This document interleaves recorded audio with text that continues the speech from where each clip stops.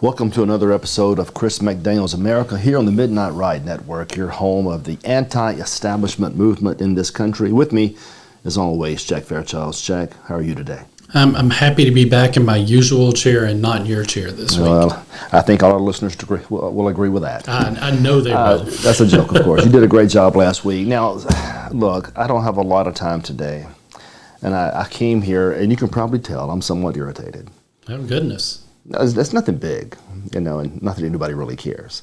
But the irritation stems from the fight for information. That's the best way to put it. And if you'll stick with me today, we're going to go through a series of conversations, and hopefully at the end of it, we'll come back to why information is important. Now, it starts off, as we've discussed in the past, Americans as a whole are completely bombarded right now with information. They are.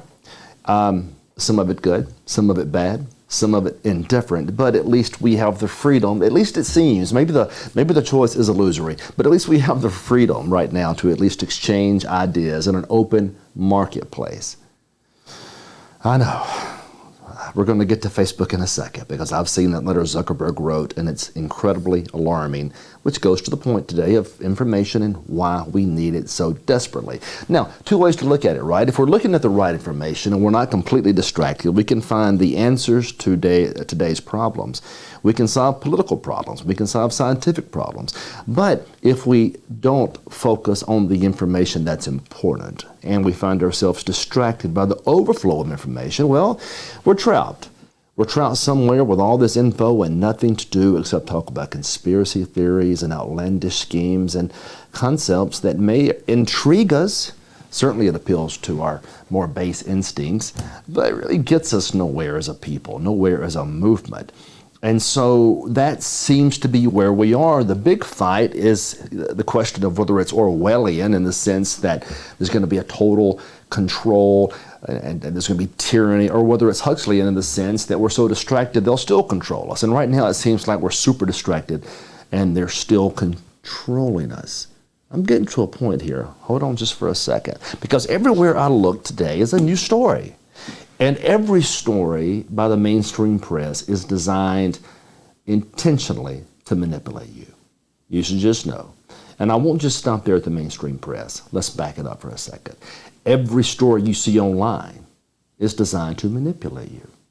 Fox, CNN, MSNBC, some are much worse than others, granted.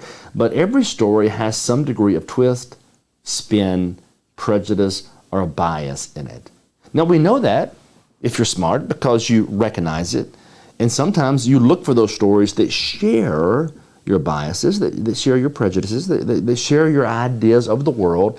And we try to find stories and search for stories that affirm who we are, affirm our belief system. People that share our opinions, that's who we gravitate toward. And so we find ourselves on the same websites and the same talking heads every single day trying to figure out what we believe. We're really just confirming what we already believe. Now, you know that's how it is. We're inundated with information. There's so much out there. And it controls us. It really does. How else do you explain this story, Jack? Another story today talking about J.D. Vance. Mm-hmm. And it's USA Today. Now, bear in mind, USA Today is a newspaper for the population. I don't mean this in a bad way, but it's probably written on a third grade level. It's not exactly the New York Times, not that that's much better, but the USA Today is written on a very basic level, and it's designed to manipulate you. So they go through all these words to demonstrate that J.D. Vance is the worst vice presidential pick in the history of vice presidential picks. And the only person they can find to compare him to is not the litany of losers on the Democrat side over the last 200 plus years or 150 years, but they use Sarah Palin. Of course they did. Now, Sarah Palin, obviously, like any politician, has some faults. All politicians do, but discernibly speaking, she was a good person that fought for many of the right things, and that's why she was vilified. That's why he's being vilified. I'm not saying he's perfect. Sometimes he says things that makes me scratch my head, but at the same time, he's hardly the worst vice presidential selection in history, at least in my opinion. But we're being programmed to believe that. You see, they're trying to maintain the Democrats' momentum, or at least what it appears to be momentum. I'm not sure very much momentum is really behind their party right now or behind Ms. Harris, but they're trying to maintain the illusion of momentum. And they do that here by talking about how just terrible J.D. Vance is. And they give all these really interesting examples of how he talks bad about women and talks bad about professionals and basically wants to put women back in the kitchen and all this stuff. I haven't seen much evidence of that. I know he has done tons and tons and tons of podcasts and tons and tons and tons of interviews. And sometimes you can piece together X, Y, and Z out of context and prove a man said something he really didn't. It happens all the time. It's happened to me. But that doesn't make him the worst. Yet if we keep falling for this dribble over and over again, people will believe that. In fact, not just people, that critical 3 to 5 to 6% of people out there that could decide this election here in just a few days. Information is everything. Information is everything. And when you live in a free society, the more information should be the best information. And here's why. If you're a discerning person and you read something that you think sounds unusual or perhaps problematic or maybe just false, a smart person looks for additional sources. They don't just stop right there. And so you have this tons of information, tons of stories, tons of opinion pieces, tons of podcasts like this. You don't just stop at one. You interview, you research, you find the truth as best you can ascertain it. That's what free people do. But that's not the direction we're heading. I'm going to get to more in a second. It's important because they're not just manipulating you as far as your taste in politicians. They're manipulating you in the culture wars right now. They're manipulating you in how you perceive these old moral or traditional values. They want you to feel out of touch. And so they write intentionally to make you seem out of touch. All the celebrities out there, first of all, who cares what a celebrity thinks? Amen. Give me a break. But they parade these people in front of us daily in the USA Today and other subpar publications, and we get to hear their opinions. As if it matters one damn what a celebrity thinks about these things, right? Exactly. But here we are constantly being brainwashed, inundated. Now, one side of that position would say, well, maybe something should be done. Maybe there should be some oversight. Yeah. You see where I'm getting with this? I'm following you. Now, a conservative might say there's just too much liberal opinion out there, and by George, we need some oversight. Liberals are certainly saying it. We're seeing it. Now they're saying it front and center. The Democratic Party is so lost. They claim on one hand to be the party of freedom. That was a moniker at their convention, remember? It was. We're the party of freedom. And then in the same breath, they want to shut down Elon Musk today. Yep. That's not freedom. No. Okay. Now, but now we're guilty of it too. We're guilty of it too. We want to attack them with the power and force of government. They want to attack us with the power and force of government. I happen to be somewhere thinking, thank God for the First Amendment to the Constitution, right, of the United States Constitution, because it protects freedom of expression and freedom of information, which is what we're attempting to do here. This show, in fact, probably is hostile to many people out there who happen to tune in. They probably don't like you very much. I don't like you very much either half the time. They don't like me, certainly, right? And so what happens is, if they had their way and they found an organization, let's just say a censoring organization that worked for the government, and if they could shut us down, do you think they would? Oh, absolutely they would. That's a rhetorical question, right? It is, and if they did, then there's some voices that are silenced. You may think our voices are unreasonable. That's your right. You don't have to listen. That's the answer. If somebody is doing something, saying something, writing something, believing something you don't believe in, the answer is not to somehow censor it through government oppression. The answer is to walk away, or to use a louder voice, to shout contrary ideas, and to find a way to counter their positions. Yeah. That's not what's happening here. I'm getting to this in a second. I know it's slowly developing, but it's going to happen. Sitting here right now fighting for 7 states. And we keep seeing national polls as to how Harris is ahead. What does it matter? What does it matter if she's got a 4, 6, 7, 10-point lead nationally if she's losing 4 of the 7 battleground states? It doesn't. It doesn't. But they want to manipulate you. We don't win. We don't have a chance. Don't fall for that. Let's start with Facebook, because Zuckerberg just last week, you probably saw the letter. Oh, I did. Do you remember the letter? He was, listen, I don't necessarily have a problem with Mark Zuckerberg. I really don't. He's an entrepreneur. But that was a mistake he made by kowtowing or bowing to this federal oppression, was it not? It sure was. And he wrote the letter like he was a victim. You're a billionaire. You own one of the most powerful tools for information in the history of mankind. You're not a victim. You did this. You played along willingly. You played along with it, and you have to be held responsible for that. Now he's saying, look, I believe the government pressure was wrong, and I regret that we weren't more outspoken about it. But what does that really mean? Because I haven't heard a peep since. Now, here's the thing about America. And it goes to show culturally how they bombarded us with so much information.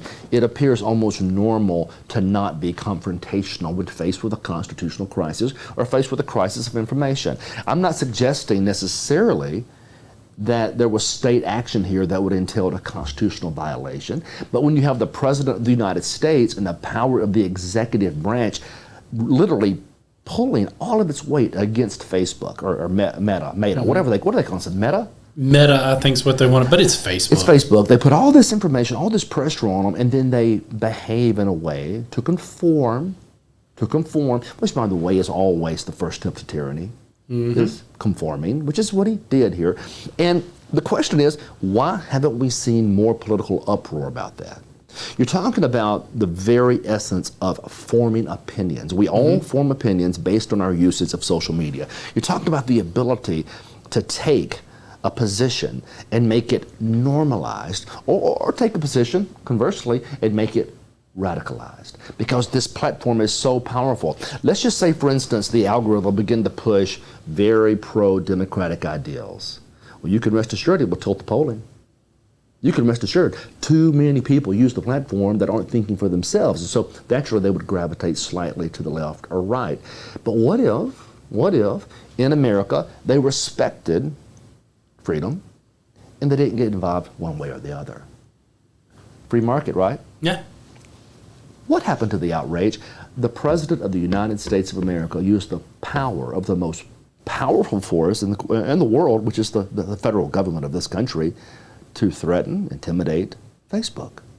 There's been no hearings that I've heard, nothing serious. No. There's been no political uproar. There's been no real Supreme Court cases. Acts of Congress expressing outrage. I haven't seen anything done by the ACLU to rectify this clear violation of civil liberties. Nobody on the left has stood up to say anything about this. Nobody's asking any serious questions about this. And now we know how dictatorships work. They're strong. They're powerful. They cause fear. Fear causes conformity, and that is where we lose liberty. Zuckerberg was wrong to go that direction, but maybe he's seen the light. We pray he has, because Musk is under significant attack. Did you see what happened in Brazil? I did. Are you kidding me? It's insane. There are 22 million X users, used to be Twitter, the platform formerly known as Twitter. Now you said it legally 22 correct. million people in Brazil that use Twitter, and it's been banned. It's insane. Let's look at this. Banned. And you say, well, why has it been banned? Well, there's a really highfalutin judge over there that's been given a lot of power and authority, and he's made a unilateral decision to basically ban it, because he's going to ban anyone who attempts to access it $8,900 per day. Here's the way this works. You can actually cut off information to certain IPs. I don't know if you knew that or not. I did. But you did. Are you accessing information on the internet you should not be accessing? I cannot Have you ever used a VPN? You ever used a VPN? I cannot comment at this time. Okay, right, they're watching. Been suspicious of you for a long time. VPNs are a way, and I won't get into this deeply because I don't want you people to experiment with this stuff because it takes you down a rabbit hole. VPNs are a way to hide your IP address. It basically confuses the systems. They can't see it, and henceforth you can access information that would have otherwise been blocked. So if they find somebody in Brazil now that's caught using a VPN to access X, they're going to find those individuals $8,900. That's insane. Is that freedom? Not at all. That liberty? No. And here's the argument. The argument is that, well, we're going to silence X, and I guess Musk by extension, because of these radical ideas it's pushing or promulgating, many of which are untrue. And that's true. There's a lot of inaccurate things on X. Yeah. That doesn't mean you ban it. What does it mean? It means you raise your voice to it. Exactly. You can also come to X, get an account, and point out the inaccuracies or the problems. You don't just ban it, Brazil, and you say, well, that's so far away. Who cares about Brazil? You don't think Harris would do something like this given the Oh, opportunity? they're taking notes for sure. I'm going to get to that. They're talking about it right now. So you have the silence of all things in this country when it comes to Elon Musk. Perhaps they're embarrassed, perhaps they're ashamed. I happen to like him. And I'm going to tell you he's a why. good guy. I don't always agree with him. I sometimes can't understand him. He's a brilliant person. But at the same time, he's the one billionaire out there that's actually taken his money and put where his mouth is. You know, it's funny. A lot of these guys just hide in the corner because they don't want to disrupt profits. Yeah. He said, the heck with that. I'll disrupt my profits because I'm fighting for principle. And that seems to be what he's done here. I can respect any man that will intentionally accept sacrifice if he thinks he's doing the right thing, and Musk is doing the right thing. We should applaud this behavior in our elite, in our wealthy, because too few of them actually do anything except make profits, right? You know, isn't it the left that loves to attack the wealthy and say that they don't do enough? Here's a guy that's making the sacrifices like you're talking about. They want to ridicule him. You're onto it. Remember I said earlier, we're going to tie all this together. Yep. Information is everything. Mm-hmm. Have you ever seen a single individual other than Donald Trump be more eviscerated by the American left? No. Have you ever seen more negative editorials in your life toward any two people other than Donald Trump or Elon Musk in your life? No. All by design. They want us to look at a man who's simply fighting for something he believes in. And they want us not to like him. Yep. That's what they're doing. Same with J.D. Vance. They want us not to like him because if we like him, he holds the upper ground messaging, and that means he can keep enforcing his viewpoints, which they find objectionable to the rest of the world. But again, if you find the viewpoints objectionable, you don't go about banning. No. You're supposed to counter it with educated, reasonable argument. They haven't done that. And now I'm wondering where all the editorial boards are. New York Times, Washington Post, the ACLU, even Amnesty International, anybody, he's been banned now in Brazil effectively, essentially. And those bans could be coming to a country near you, and yet no one seems to be speaking out about a foundational American principle of free expression and free speech. Why? I'm tired of fighting over all these ancillary issues, though important, but nothing cuts to the heart of the American experiment, like speech and religion. Nothing. Foundational principles. And this is one of the reminders of why we should be focusing on issues and not all these ancillary side distractions, right? Mm-hmm. It's coming here. It's coming here. You know, that judge even froze the bank accounts of Starlink. Did you know that? I did not see that part. He did. He froze the logic. And the logic is that, you know what? We don't have to put up with this far-right ideology just because he's rich. He said, at least he had the guts to say it out loud. It's about content expression. It's about making sure that some viewpoints are censored and some are not. Remember Robert Reich? You might remember that guy. He's a former labor secretary. Consider this. This guy was in a cabinet-level position in the executive branch, which makes him pretty much one of the most powerful people on the planet. He wrote in The Guardian over the weekend. He called on, quote, regulators around the world to threaten Musk with arrest if he doesn't stop spreading lies and hate on X. Full stop. Full stop. He wants to arrest him now. That's insane. And they say they're the party of freedom. No, the only freedom they're protecting is their freedom to express their viewpoints. No one else's. So now he's threatening to arrest Musk if he doesn't stop lies and hate. Again, full stop. Who determines what the lies are? I guess they do. Who determines what the hate is? I guess they do. It's one of the great paradoxes of this whole debate. A few years ago, I was up at Ole Miss and I was giving a speech to a group, a bunch of people, lefties, righties, everybody, right? And it was on monuments. Mm-hmm. Monuments. Now, you know, I'm a firm believer in historical accuracy, but, you know, historical accuracy is sometimes difficult to ascertain because different people have different viewpoints and they write different ways about the exact same events. I don't like erasing history. I know you don't either.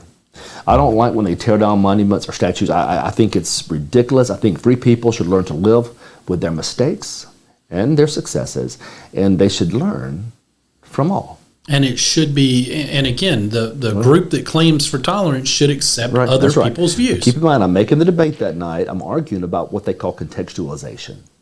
And the idea is that in front of every historical monument, there has to be a plaque that contextualizes the monument and explains it for today's, I guess, ignorant youth. And I said, fine, let's put the plaques up. But I said, who gets to write it?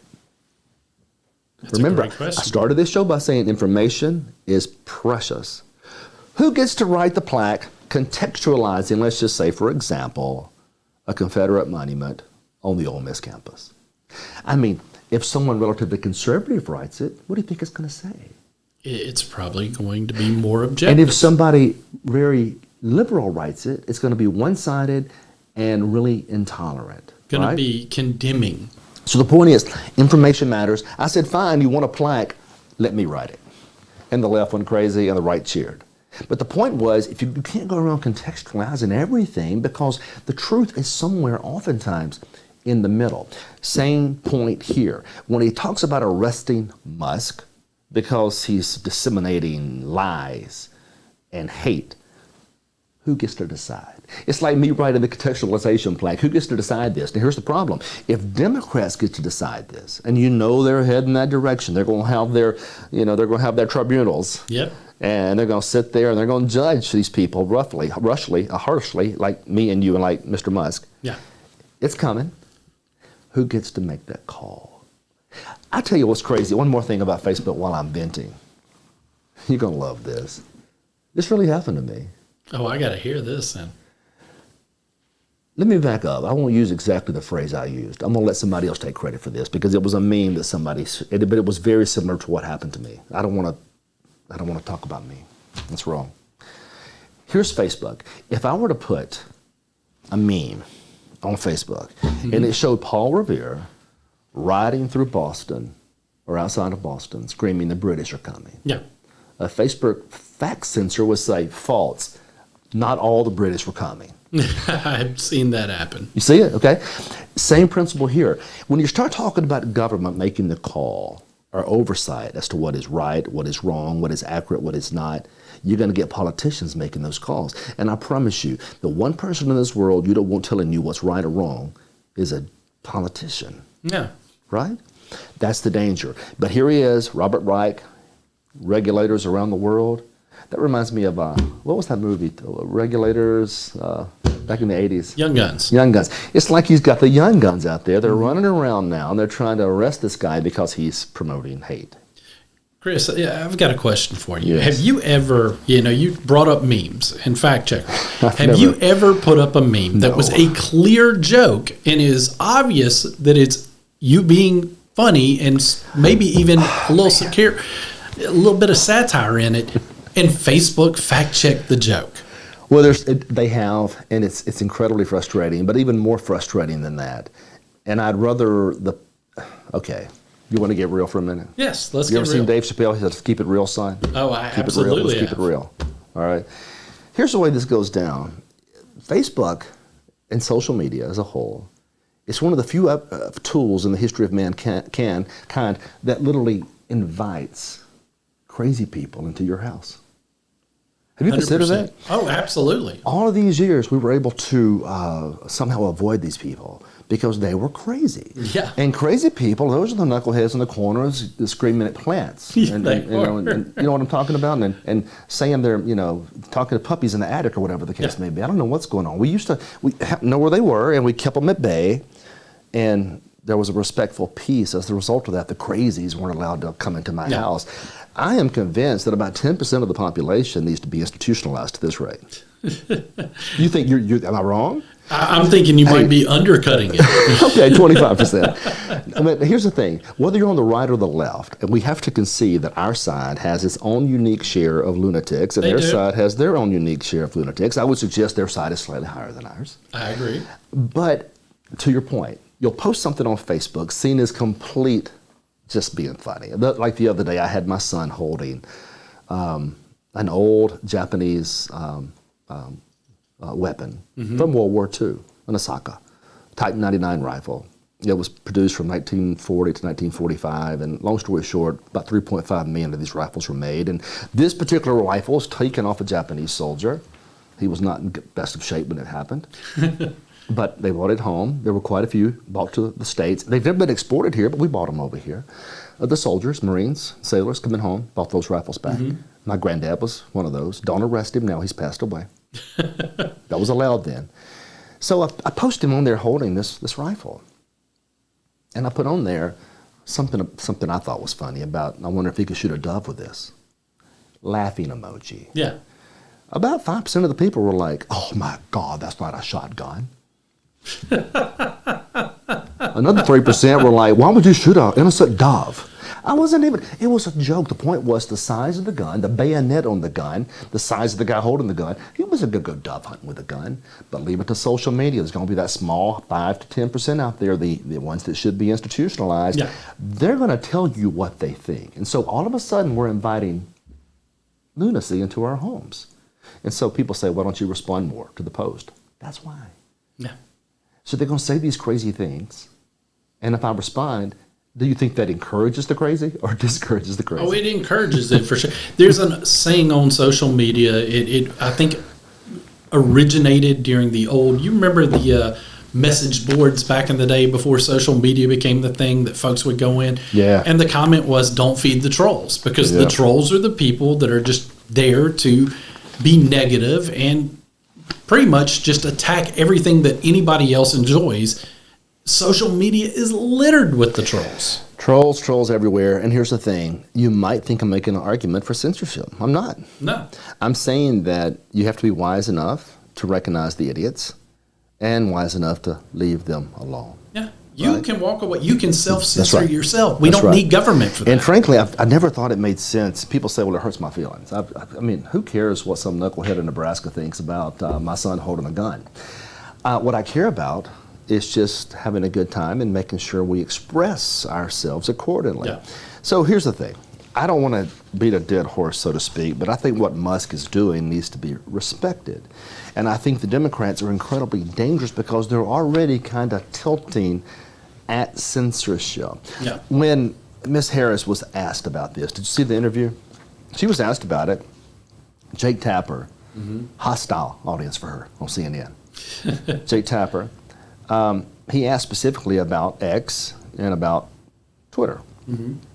She says he, speaking of Musk, has lost his privileges and it should be taken down.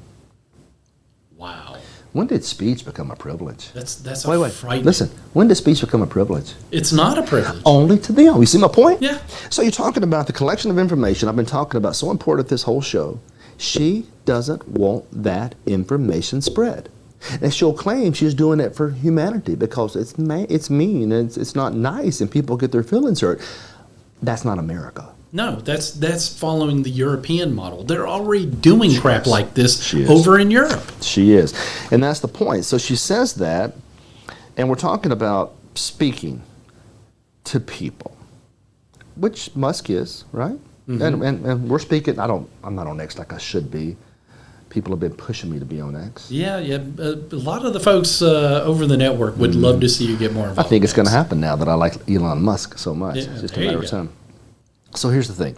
It gets worse because Harris can't just keep her mouth shut. She's full of word salad.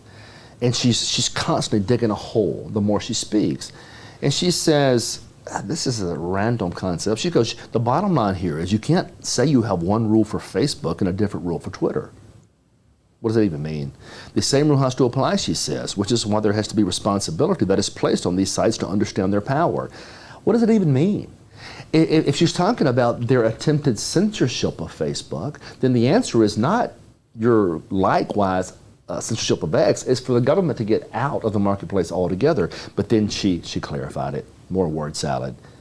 They're directly speaking to millions and millions of people without any level of oversight or regulation. And that has to stop.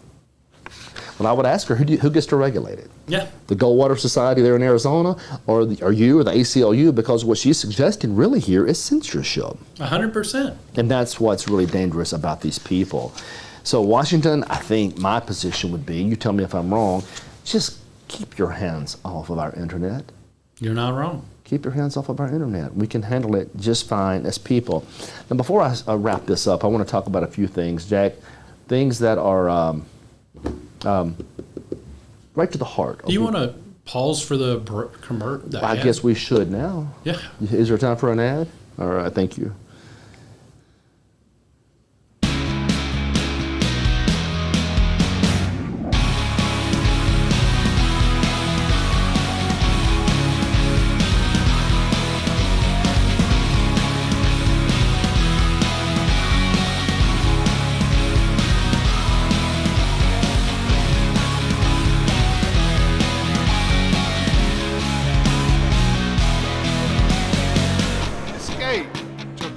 Resort.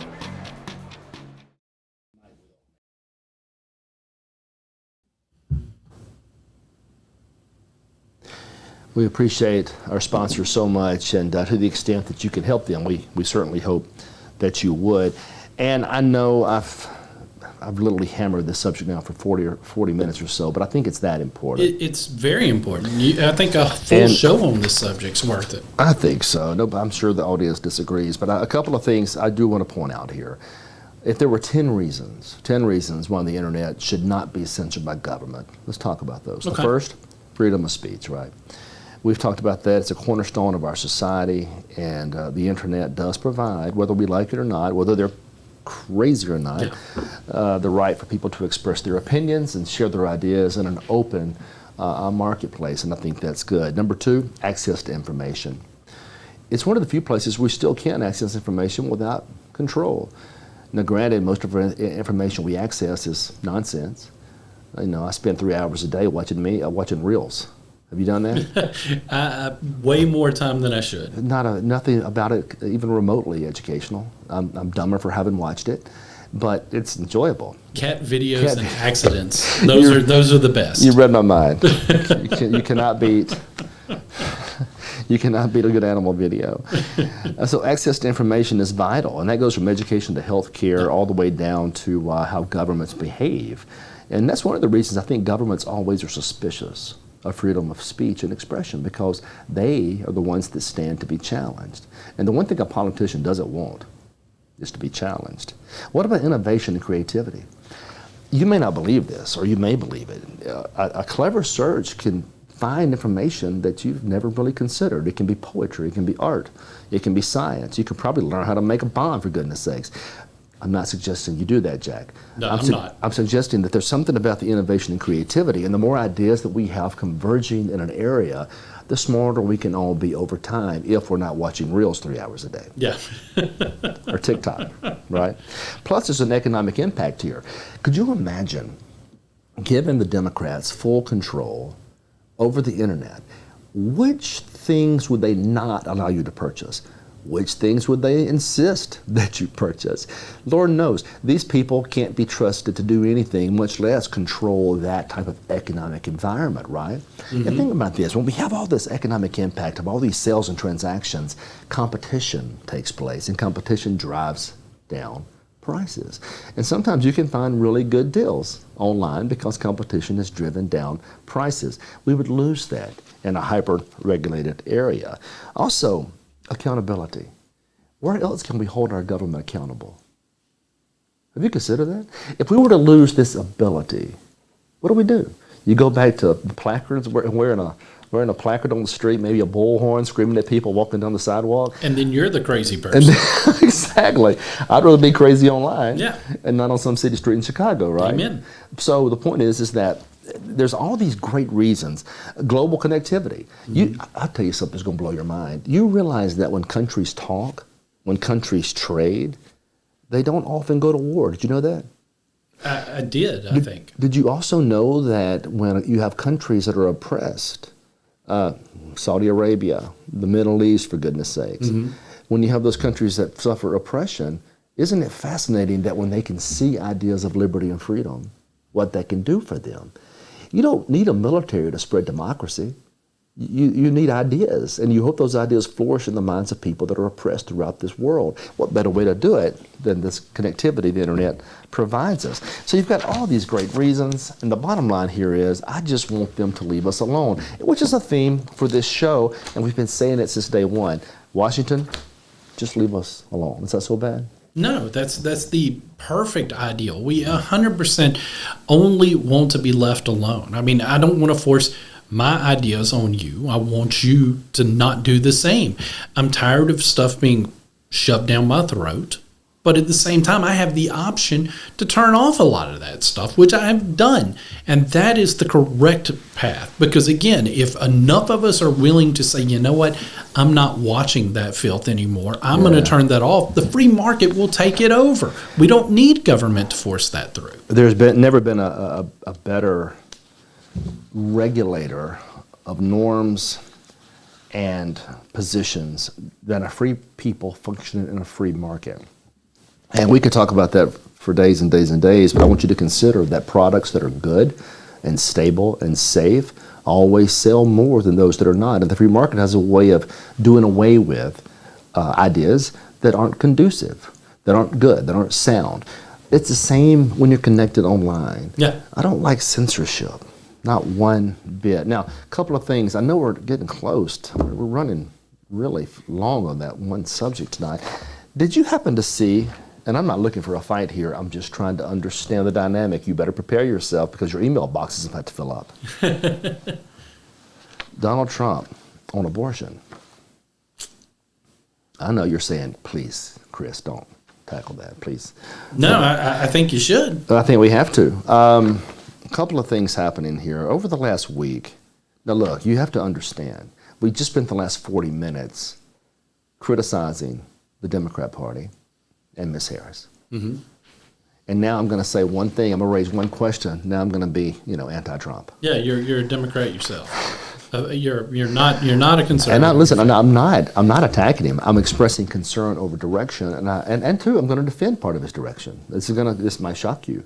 I will defend part of what he said, part of his direction. But there was some conversation recently about abortion, particularly in Florida where he lives. And they have a ballot initiative process going on right now. And part of that deals with this 6-week life standard that they've adopted there in Florida. You know what that means, right? Abortions after 6 weeks aren't allowed in Florida. And, that's a pretty reasonable standard. I think so. Getting lower and lower by the day, which is good. They asked Trump about it, and he seemed to indicate that it was a big mistake. Big strike. Big strike. On a state that I think he's probably going to win either way, I think that was a big mistake to concede that. Now I realize they've backtracked those statements and they've tried to make amends, but is he pro-life or is he not? Is he pro-life or is he not? And I'm suggesting that he reestablished that a 6-week the red line there, if you will, would be fine for the state of Florida so long as they choose it, right? Yeah. That concerned me when I saw that. And then I became even more concerned when I saw his comments on IVF. Did you hear him? Refresh my memory. In vitro fertilization. Mm-hmm. Americans obviously support that. It's a good thing for people who want to do it. Not a thing in the world wrong with it. But he said if he's elected, he's going to make the government pay for it or force insurance companies to pay for it. Now, again, that's just not the right approach. It's not the right direction. He might be doing this to try to assuage concerns that somehow this abortion issue is undercutting him in certain states, but that is not a principled or wise position. Many reasons for that. Many reasons for that. I can't think of a single conservative thought process that would argue that for whatever reason we could dictate to insurance companies what they must cover and what they must not cover. Just for the record, you do realize if the federal government, goodness sakes, whoever thought the federal government would dictate to insurance companies what they must cover? Do you know what that would do to the cost of premiums to everybody in this country? Skyrocket. And the one thing we're trying to avoid right now are skyrocketing anything, much less insurance premiums, which are a necessity for livelihoods, right? Yep.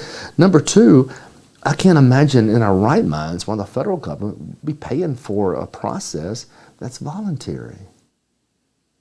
folks, if this is the new Republican Party, we do have some issues to work out here. Absolutely. And I'm hoping that he'll clarify this once again, because he needs to.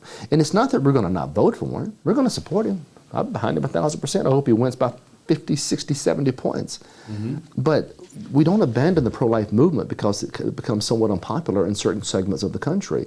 Now, if you want to avoid talking about it, avoid talking about it. You want to move it around and try to dodge the questions. That's what Harris does so successfully. No, she's great at dodge the questions. But I do have a real concern about the fact that he's attempting to mandate IVF payments. And the Catholic Church is going to have that same concern because they have serious ethical problems with the destruction of those embryos out there that occur. And you know what I'm talking about. If you're going to create 7, 8, 9 embryos, the Catholic Church considers those to be alive. And they consider to be worthy of protection. And so if Trump's going to pay for this, you see the problem. Yeah. I mean, it's going to alienate another group. And also he can try to get a marginal group that probably is not going to vote for him anyway. It seems to me it's a colossal mistake on his campaign. If it's his campaign advising him to go this direction, it's a mistake. Yeah, it's hard to say. I just know that politicians sometimes misspeak. Yeah. And there's time for him to rectify and correct himself. Now, I will defend him here on one very important thing he said, and he's getting attacked by the pro-life movement on this, and I'm as pro-life as it gets. I want to be real clear. I mean, my record is 100% pro-life across the board. Whether you like me or hate me, I believe strongly in that issue. But until the Constitution is amended, how do you pass a federal law that prohibits it?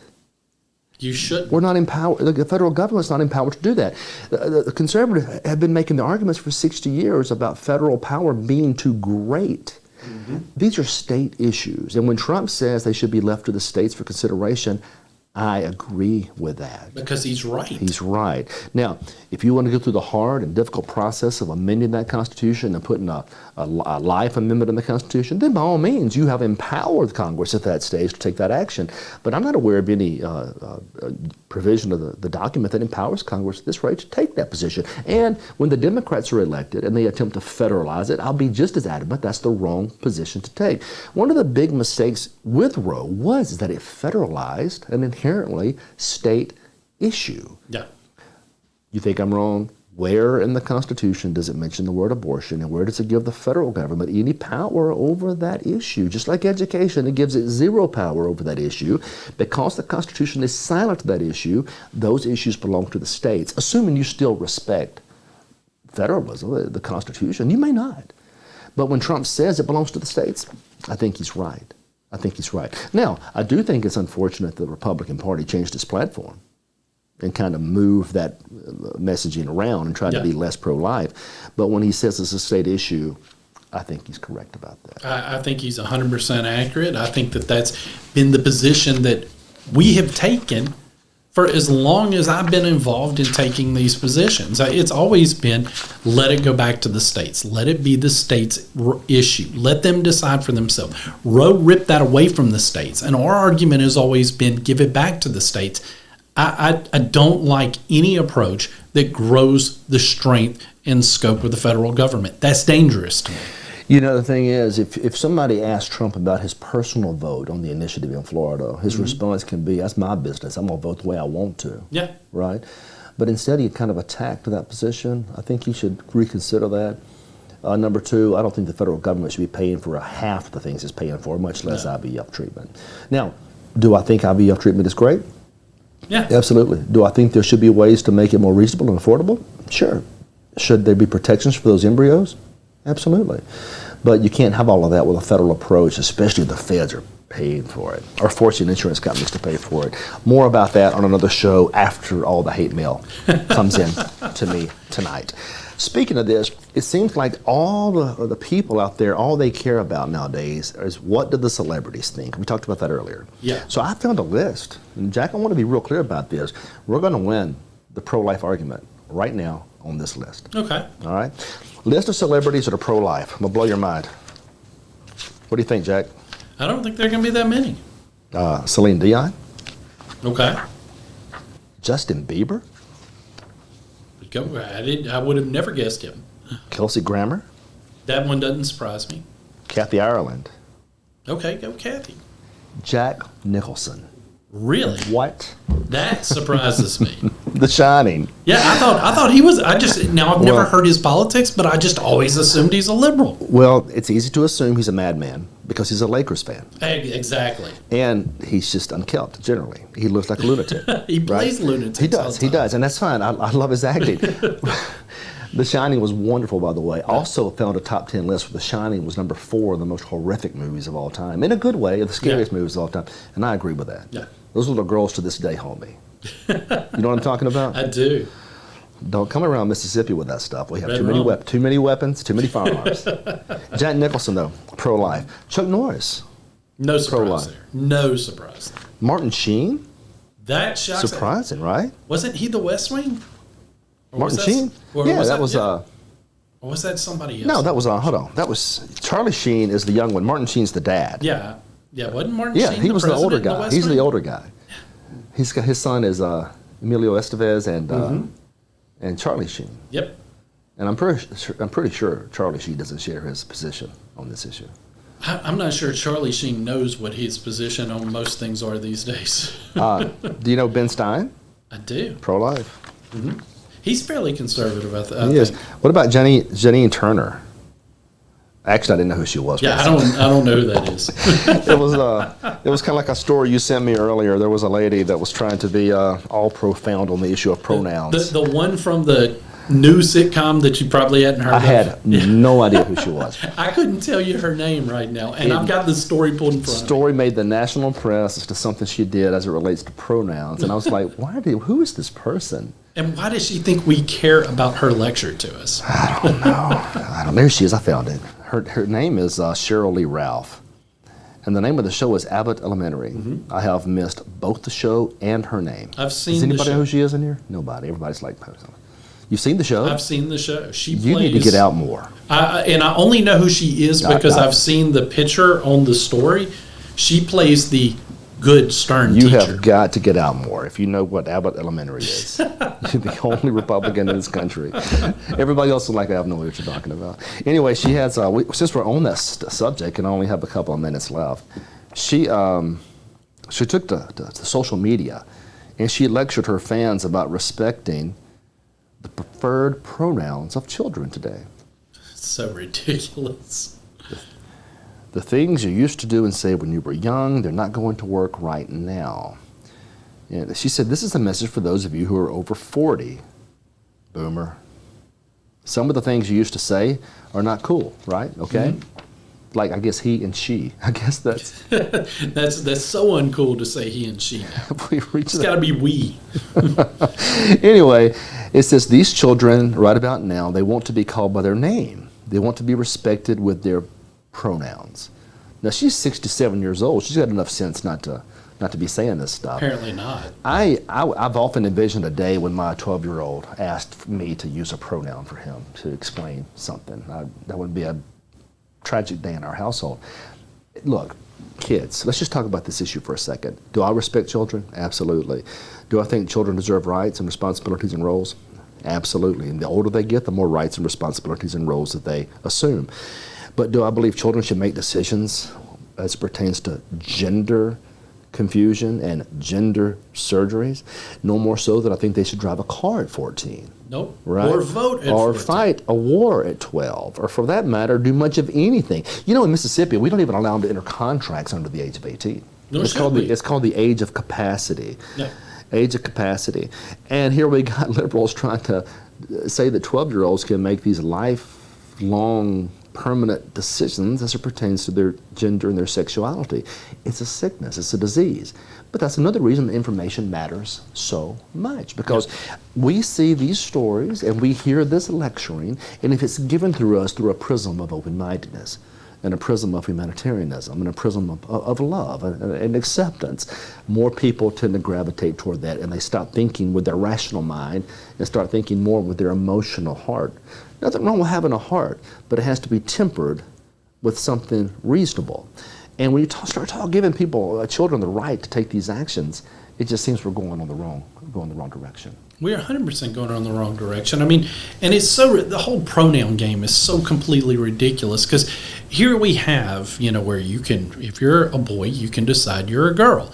But there's also that middle ground where you can decide you're neither. And at that point, apparently you become more than one person because you get the plural pronouns at that point, which just as somebody who studied English in not just high school, but in college, it drives me crazy. Look, when you're an adult, you're 26 years old, you live your life. Yeah. I'm just that open-minded. You want to? I think it's. I'm still not going to call a single person they. And well, hold on for a second. It's not about that though. It's not about that. It's not about. I said when I say live your life, I'm talking to you as well. But if they want to live that way and to behave that way, I think they should. That's their right as grown adults, and they can use whatever words they want to use. But that doesn't make it normal. Doesn't make it right. Doesn't make it acceptable to people of more sound judgment. And that's why we need to discuss these things. Furthermore, it's why we need an open marketplace of ideas. Look, this lady probably has all the right intentions when she says that. I don't know. I disagree. She's probably crazy. But remember, she has the right intentions, I think. She said it, and this is the type of messaging the liberals would protect. In fact, it was the only message they would allow. Absolutely. So that's why it's important. Am I saying to censor her? No. Am I saying to ban her thought process? No. What do I say? I say she should live her life as she sees fit. Yep. But conversely, we have to be able to live our lives as we see fit and to counter their ideas as we see fit. The best place to do that, the fight that takes place every day on social media, every day. That's why I'm thankful for Musk. That's why I'm thankful for free information. That's why I'm thankful for the ability to access it. It's not just in libraries, it's everywhere. And we should have the right to do that without government censorship or overreach, or, as Robert Reich said, regulators should arrest Musk for preaching hate. It's insane. And I mean, again, we're already seeing, and I said it earlier, we're already seeing the examples in Europe. They're already doing this type of overbearing laws, hate speech laws, where some politician decided that what you said can be used against you and you can serve jail time. You can lose your livelihood. It's crazy because I don't have to agree with everything that anybody says. I can sometimes be offended by what somebody says, but you know what? They have a right to say it. And that's what makes this country beautiful.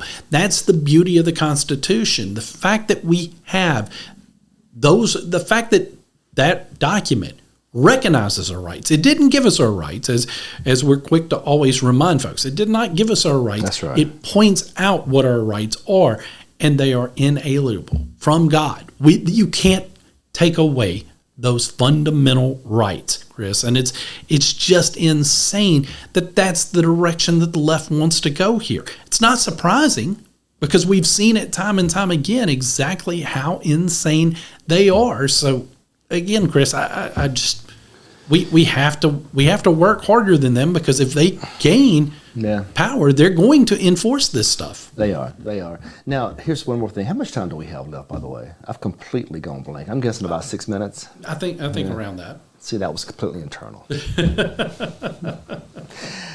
What I do want to caution us about is one more thing. This is a very important election, but and I do believe the Republicans are going to win. I believe Trump's going to win. If we do not, I've seen some posts online that seem to insinuate that it's the end of the country as we know it. You should fight like that, but I'm not suggesting you should believe that. When we say things like that, that's very caustic, it's very bombastic, and it leaves people no hope. Mm-hmm. There's always hope. As long as there's liberty, as long as you're willing to fight for it, there's always hope. We can't circle one single election and think that the whole world's going to end if we don't win, because what if we don't? You all just walk away? What do? You just take your toys and go home? Yeah. At that rate? I'm afraid that's the problem we've seen with other elections, is that every 4 years we get so worked up over a presidential election, and then we take our toys and go home when it doesn't go our way. Meanwhile, we let the state fall into disarray, we let Congress fall into disarray, we let local positions fall into disarray because we take our toys and we go home. So I want us to be careful. Is this an incredibly important race? Yes. Is it going to change the trajectory and all the future of all of mankind? No. We're going to be fine as long as we stick together and fight for the things we believe in. We do hope Trump wins, certainly. But we can't panic if he doesn't. We can't quit. Are you going to quit if he doesn't? I haven't quit yet, and we've lost plenty of races in my lifetime. I'm not going to quit. I'm going to keep making a mess. Have I thought about it before? Absolutely. I mean, because there are moments where you're so invested in a race, especially if you're in politics, there are going to be moments where you are so disappointed that, yes, you consider walking away from it, but you can't, especially if you understand, like we do, where you have seen how important this fight is. You have to remain engaged no matter what the outcome. The thing is, we have to have a broader picture of the battle. And when I say comments, making it sound like one race is going to end the country, it bothers me because I realize there's another 100 races the next year that could very well decide the future of this country. And it seems sometimes we're focused only on one. I would encourage everybody to get focused with them all. Sometimes, especially if you're not successful in like a presidential race, if you'll focus on your state and local races, that's going to be your first line of protection against an out-of-control federal It's even government. better than that. If people would take just a moment to focus on races they can control, which are state legislative races and state governor races, if they would focus on those and win, a handful of states pushing back against the feds could change the whole world. Amen. And all you would have to do is have a handful of patriots and a handful of states, and you change everything overnight in Washington. But no, we're gonna get up. We're gonna wake up once every 4 years. We're gonna do boat parades and flag parades, and we're gonna have a good time. We're gonna vote one time, and we're gonna go back to our slumber. And meanwhile, the country keeps moving. And you know what? It's gonna keep moving. You better stay in the game. You better stay in the fight, because the fight's coming. Oh, it's here. It's coming. It's here. You know, we're fortunate we're out of time, because this next story was about a civil war, and the ratings of this show can't handle that type of dynamic. Can it? I don't know. Nobody's doing that. Nobody's doing that. Anyway. You've got like 3 minutes if you want it. It's not worth it. I'm going to start checking my emails now for all the hate mail that's coming in. I'm not going to add to it by a story that supposes that we're approaching a civil war. In fact, the author argues that there are 5 things that are going to occur prior to the civil war, and that 4 have already occurred. It's crazy. I mean, and again, when you look around, Chris, at what's happening in our country, and you see things, especially, I'm sure you saw the story about the New York Times book reviewer that is trying to argue that the Constitution might be dangerous for our democracy, because they love to always call us a democracy. But it's insane. These are the arguments that are being made. Well, it is very dangerous to a democracy, because we're not a democracy. Yep. It is very dangerous because our founders never wanted a democracy in the first place. Yep. A democracy is the most dangerous form of government in the world, and they always fail in misery. And that's what they were trying to avoid. So he's right. It's a huge threat to democracy, because it doesn't allow democracy in this country. But to our point earlier, he should have the right to say that if he wants. Yes. And we should have the right to mock him. As we're going to. But that's the essence of freedom. That's what we're hoping for, is that people embrace liberty and not tyranny. And that's kind of what the anti-establishment movement should be about in this country. And I'm hoping that's what this show continues to be about, even if I'm not sitting here from time to time. Jackie did a good job last week. Thank you. This is Chris McDaniel's America. This is your home, the Midnight Ride, the country's anti-establishment network. Glad you came by today. We had a good time, and we look forward to the next one. Thank you.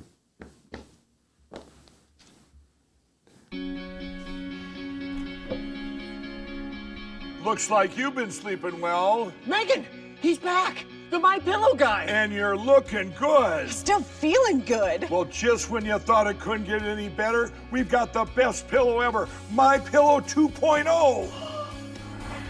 Wow, it's so soft and smooth. It's cool to the touch. How did you do that?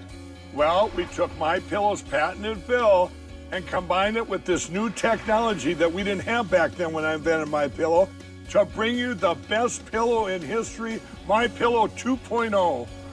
Just like all of you, I never imagined that My Pillow could get any better. That's why I haven't changed it in nearly 20 years.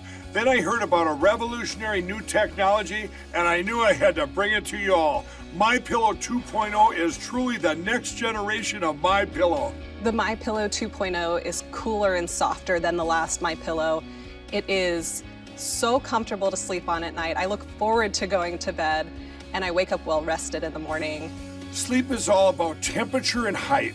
MyPillow 2.0's patented adjustable fill is going to give you the exact individual support you need from your head to your bed. And now here's where it gets even better. We've all experienced those temperature-related sleep interruptions where you get too hot, you toss and turn, you flip your pillow over to the cool side. Well, all that's gone with my brand new MyPillow 2.0 cooling fabric that's made with temperature-regulating thread. The best sleep just got even better. Whether you have a MyPillow or not, you need to get the brand new MyPillow 2.0. Call or go to MyPillow.com now. Use your promo code, and for a limited time when you buy one, you'll get a second one absolutely free. You're sleeping even better. And cooler, too. And you're looking good. Feeling good. I knew you would. Visit mypillow.com.